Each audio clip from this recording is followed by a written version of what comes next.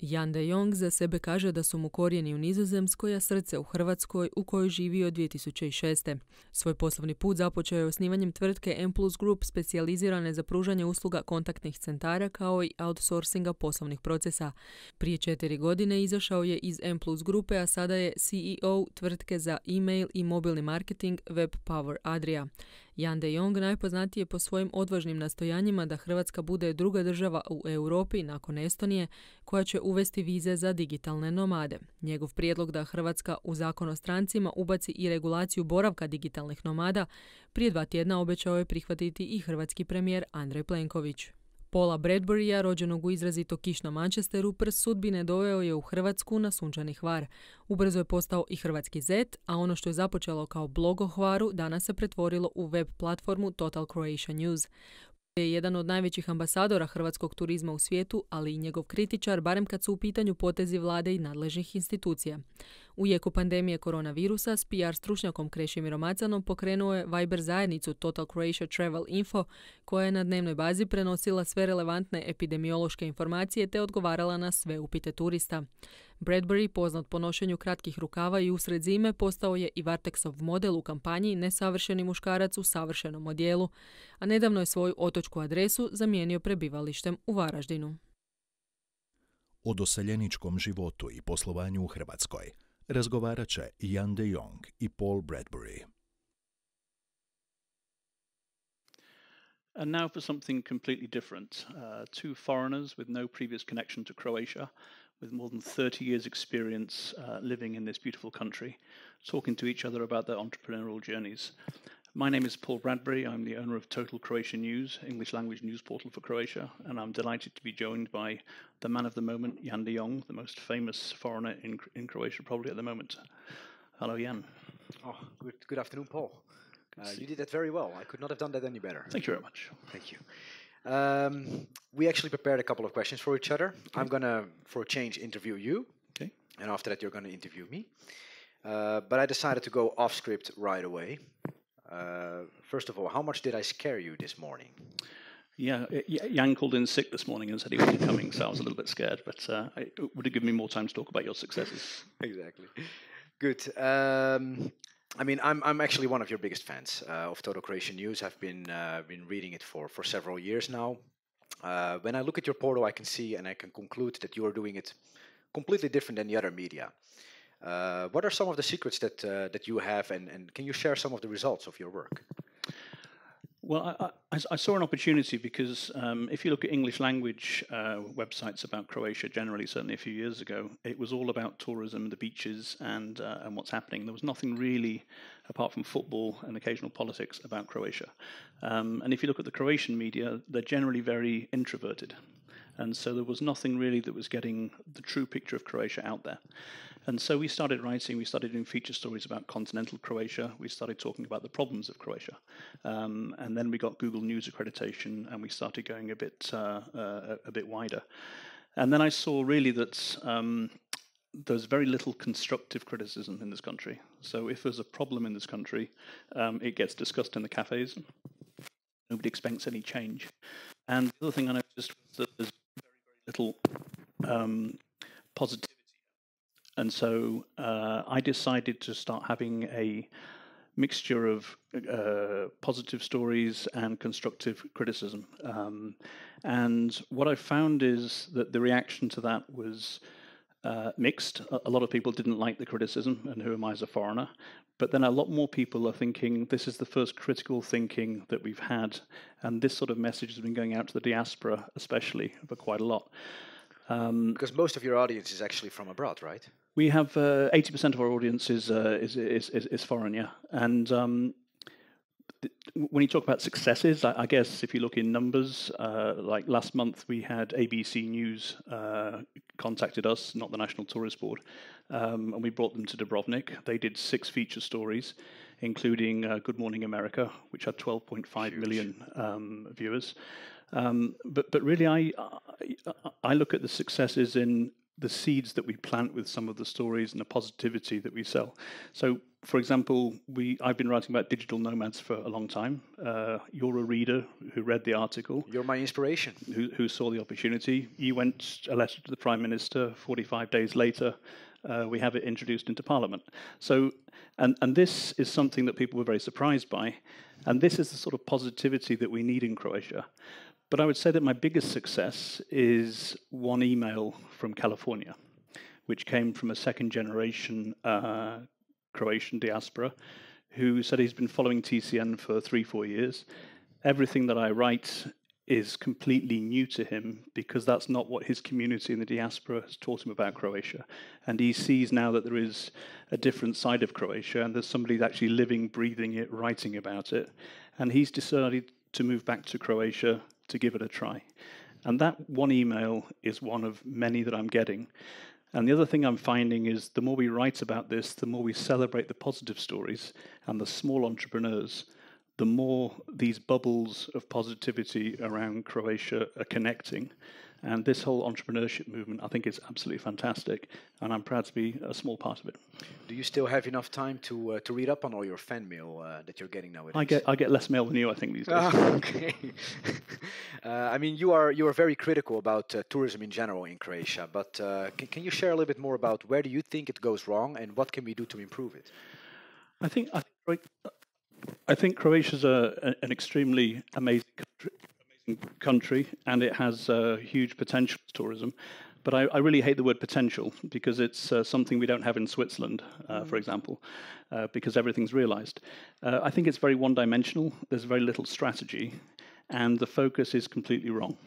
So we are still very much a sun and beach destination. But if you look back 9 years ago, we had Anthony Bourdain was here talking about world-class food, world-class wine, world-class cheese. And nine years later, how have we built on that? How have we developed our gastro-tourism? What are the revenues compared to France, Germany, Italy, Spain, for example? The World Cup, you guys were lucky in the semi-final against England, but you came second. It was an amazing story. Croatia was the hot place in the world. Everybody loved the fans, and we did nothing with it. Absolutely nothing. In fact, Rwanda, a tiny little country that has never been to the World Cup, signed a deal with Arsenal Football Club, the Premier League, to have all their tourism promoted. And now they get their logo seen 35 million times a day. And they've never had a Premier League player. We had this complete gift. Yes. And so we have this whole thing of, I call it accidental tourism, that tourism just happens here. And this year was probably the best example of all, because with Corona, tourism was down, but we had so many people in Germany, in Poland, in Czech Republic that were stuck in their apartments for months, dreaming of going to the sea. Yes. And because they couldn't fly anywhere, the natural place to come was by car, and the natural place to come was Croatia, which is great. And I'm glad we had a much better season than Greece because of that, because the economy is good and people made some money. But my point is, if we made, let's say, Nikola Tesla, rest his soul, in charge of our tourism, what would have happened then? Would we have less guests, more guests, or about the same amount of guests? My guess is these people are going to come anyway, and we haven't had any really fresh, original ideas for tourism for a long, long time. It's not only about the quantity of guests, of course. I mean, this is one of the biggest problems about tourism that nobody talks about here, is that everything is done by numbers. And if we have 54 million more overnights than we had 10 years ago, this is a success. It's an increase in numbers, it puts pressure on the infrastructure, it devastates the environment, but is it a success? Let me give you some numbers from the official tourist board. In 1990, the last year before the war, we had 54 million less overnights than we had in 2018. Mm-hmm. So there were 54 million more overnights in 2018 than 1990. But in 2018, we had 9% less hotel beds. Yes. That's just crazy. And so we went from private accommodation of 267,000 beds in 1990 to 800,000 in 2018. Completely saturated now. It's not only completely saturated, but those people pay about 2% tax. And so people come, they stay in the private apartments. A lot of people who have those apartments, that is their job. Yes. And so they're effectively outside the system. They're not learning skills. They're not becoming meisters. Nobody's going to hotel school anymore to work in the hotels, and so it's it's completely dysfunctional, and it's non-sustainable. And if you look at the rest of Europe, we're totally out of sync with that. Yeah. But looking forward in terms of opportunities, I would say that this whole digital nomad thing is a huge, huge, huge potential for Croatia. If you look at Croatia, we have the best lifestyle in Europe, where we speak English, we're accessible, we're affordable, we have authentic experiences, we have great nature, we have great food and wine, it's a safe place to live. These are all really big pluses, and we have the best lifestyle in Europe. Especially the safety, if you ask me. The safety, and yeah, exactly, and the lifestyle. Now, you have more and more people these days working in the same office. It's called the internet. The only two differences in the internet are connectivity, 3G, 4G, 5G, and time zones. And apart from that, we're the same. A lot of people want to go home to their village after work. Other people leave their office. They want to go home to lifestyle. We have the best lifestyle in Europe. These people are That's what you and I agree upon. Yes. For sure. These people are wealth-creating, positive, mindset-influencing people. And they don't just want to come to the coast. We have a digital nomad who was from Denver who spent 6 months in Osijek, said it was one of the best places she'd ever been because it was safe for a woman, great English, affordable, lots of things to do, great hospitality, everything. Thousands of people here are leaving Osijek because there's no opportunity. Yeah. This is a huge chance to develop and to bring people back to Croatia and to develop Croatia, not as Croatia full of life, which means absolutely nothing, but Croatia, your safe, authentic lifestyle destination. Yes. And I mean, Osijek is already known as like an IT hub in Croatia. So they will be serving perfectly for digital nomads. Can you tell us, can you expand more on what your vision for tourism would be for Croatia? I think this thing about if we have a budget of 400 million kuna, I think it is for promotion of the National Tourist Board, I wouldn't put any of that towards sun and sea tourism. I would put that towards things that are going to generate money, such as digital nomad tourism. We're going to be the second country in Europe after Estonia. This is a great place to come for 6 months for the lifestyle. Yeah. These people will come, they'll spend in the bars, the restaurants, the hotels, everything else. The other massive opportunity we've got here is medical tourism. We are one of the best medical tourism destinations in Europe, if not the world, with award-winning clinics. Award-winning clinics. We won't mention them. But Malaysia went from nothing to a $2 billion industry in just over 10 years. Yeah. Hungary, right next door, has a $600 million a year dental tourist industry. Yes. Industry experts from International Medical Travel Journal have said that Croatia easily could take 25% of that market. This is 12-month tourism. It's these are the things that we need to focus on. Like we mentioned before, I mean, a big part of your readers are actually diaspora. Like 80% of people reading your portal are from abroad. What would be, sort of say, your message towards the diaspora if the question is to come to Croatia and to do business here? Don't believe everything you're taught in your own community, because a lot of the stuff you're hearing is 70, 75 years old. Come with a positive mindset. You are from wealth-creating countries. Engage with the positive people here. There are millions of positive people in Croatia. The problem is they stay below the surface because we have this default negative mindset. If you're successful, that's a bad thing in Croatia. And this is something that we need to change. And this is what is changing, because the more positive stories that we're putting out there, myself and other people, the more people are realizing, wow, perhaps things are possible. Yes. But time to ask you some questions, I think. But just to come back to not listening to perhaps other members of the diaspora in the US or in Canada. I mean, I noticed it myself. The other day I had one person from Canada. He sent me a message. He wanted to import a car to Croatia, and he asked me if I had any connections at MOOP. Yeah. You know, I mean, this is all so outdated. This is not the Croatia of today anymore. So I think that you're really contributing significantly in changing the perception of the people living abroad about the country of Croatia. And I would like to congratulate you with your for your success with what you do with Total Croatia News. Thanks very much. Now then, you're a guy that makes it all look so easy. You came at 22, started your business, employed 400 local people, sold your business, started another, heard about digital nomads, just 3 or 4 months ago. Ended up with a meeting with the Prime Minister, who tweeted that he was going to introduce the thing. Things are moving forward. You make it look so easy, and yet everybody else says Croatian bureaucracy is hard. What are you doing right that everyone else is doing wrong? I mean, perhaps it looks very easy, but it takes a lot of time and energy to get things moving. There is obviously, Croatia's known for horrible bureaucracy. The main reason why I wanted to do all this was actually to showcase that it's possible to make change by being positive and taking action wherever you can. What is my secret? I mean, I'm like a pit bull. Once I bite into something, I just don't let go anymore. Some people call me being stubborn. I would say I'm just being persistent. And then last but not least, but I approach everything with a smile, and I ask kindly, and I keep asking until things start to move.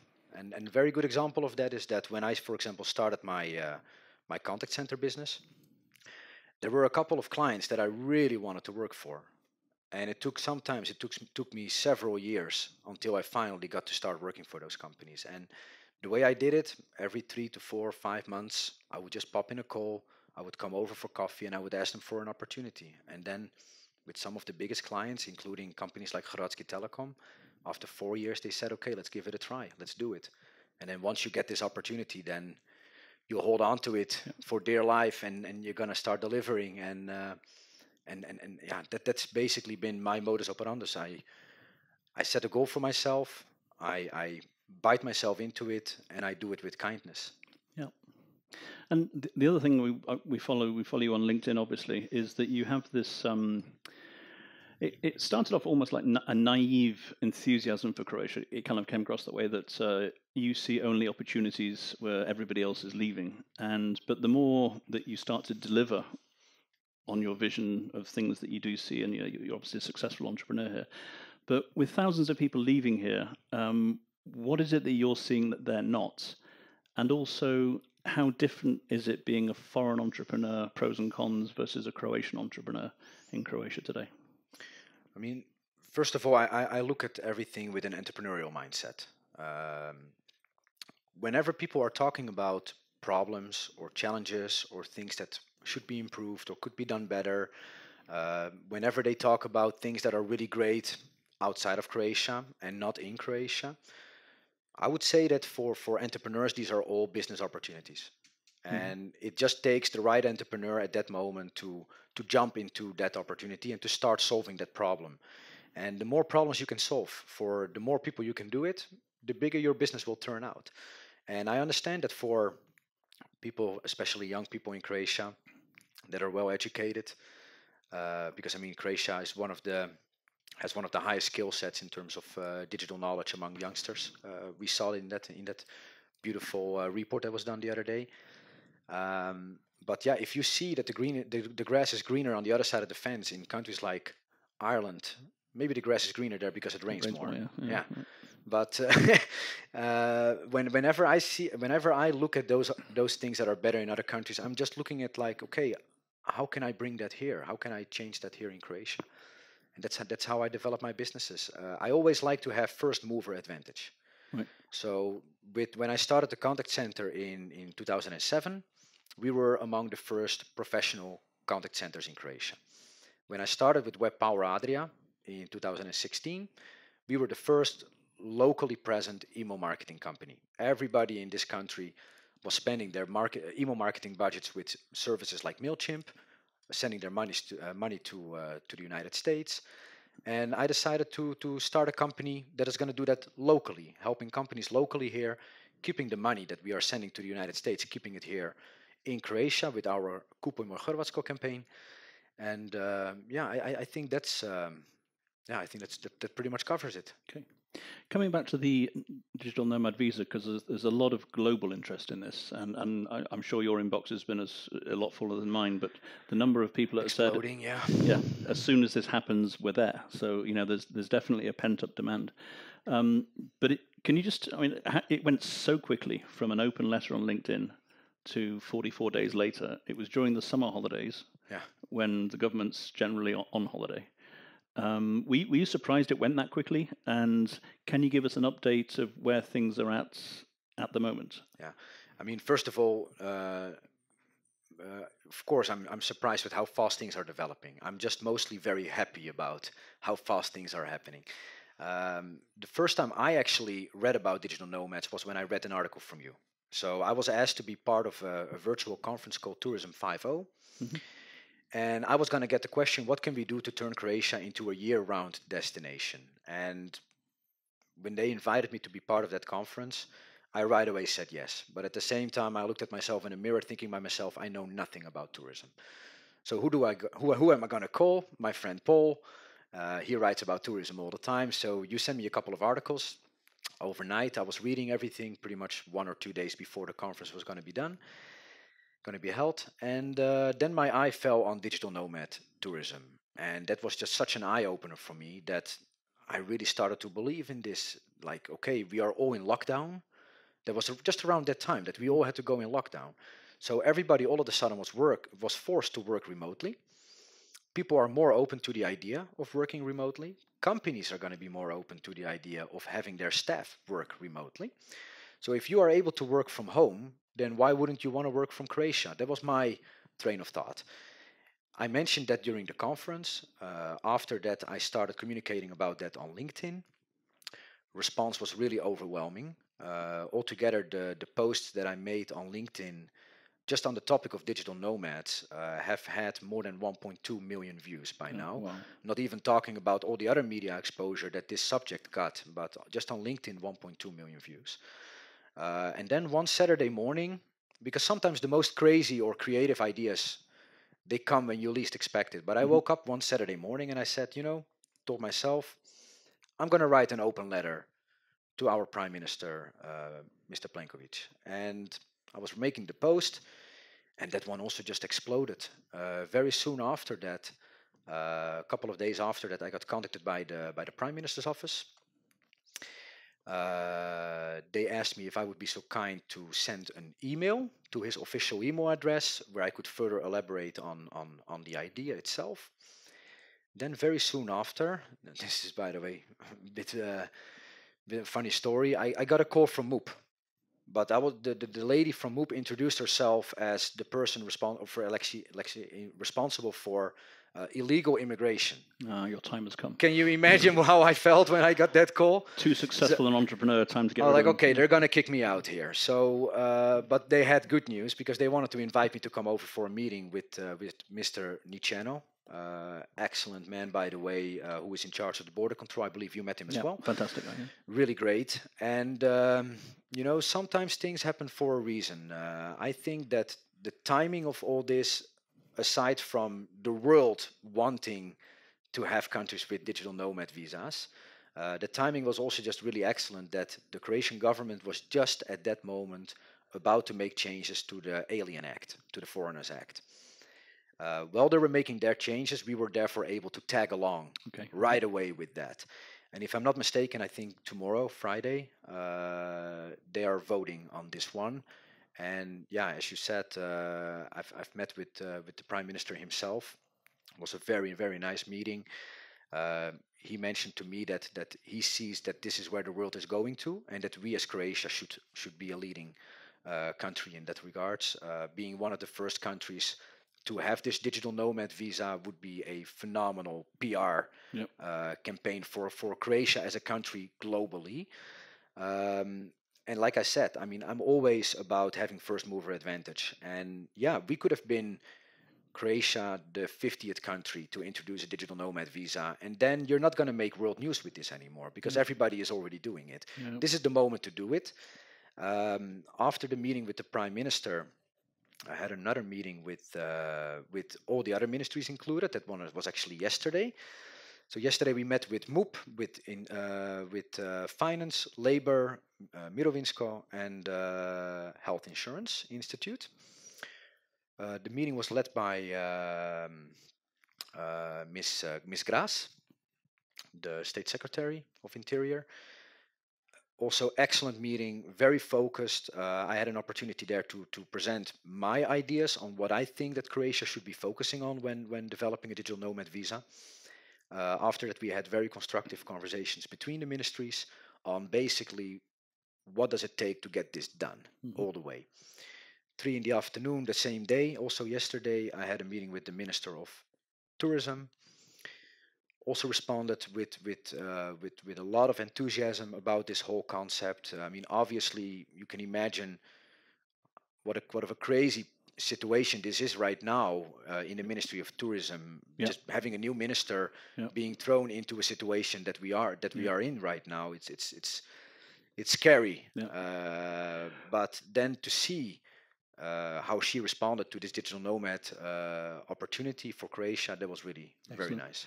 We've only got 75 seconds left, and I want to talk about another first mover advantage, the first Dutchman to go into northern Croatia to grow tomatoes. Tell us about your new initiative, Crop. Yes, together with my business partner, Jerko Trogrlic, we are founding a company, it's called Crop, which kind of, I mean, crop is like what you harvest, obviously. I don't have to explain you as an Irishman. But crop is also stands for Cro Poljoprivreda. So it's going to be Croatian agriculture company, where the mixture of Jerko and me, Croatian and Dutch, Croatia having a very strong history in agriculture, the Netherlands being known for modern technology. So what we want to do is we want to mix those two together. My plan is to bring the Dutch agriculture technology to Croatia and to start, the big vision idea is that I want to help Croatia to become an exporting nation again, because what is happening right now, it's really very painful to see that a country that has so much arable land has such small exports, huge imports. That's where I see an opportunity to change it. Excellent.